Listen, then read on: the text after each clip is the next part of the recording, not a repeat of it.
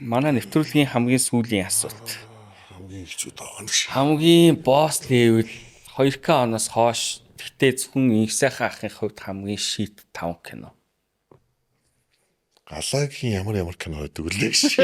Шууд галаараа дэрх гэдэг. Галаатай би нэг халамцсан яриад миний ороод өгөөч хоёлаа сайхан ярилцъя гэд урилга ирэхгүй би айгуу дуртай орж оролцоод ярьсан чинь 2 цагийн турш ярьлаа битэр.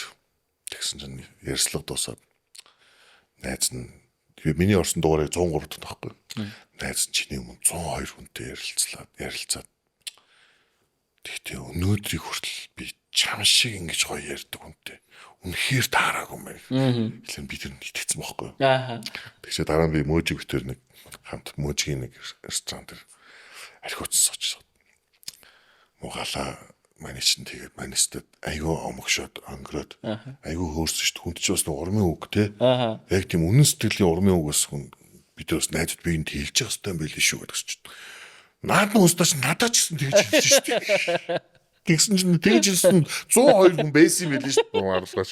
Шууд нүдэн дээр нь видео кол хийгээд чи яг 100 хэдэн хүнд хэлсэн чи гэсэн. Манай одоо ч наадах чи хэлээл явж оролцогч болгоно. Цайцсан боо. Яа. Тэгэхээр би галагийн киноноос би үзчихэд ирдэг гэж тэгсэн бол нэр юм аа. Тэрэн дотор галагийн юм дотор новшин кино байжлаа да. Аригун подкастын ерөнхий ивент төгч Sow Media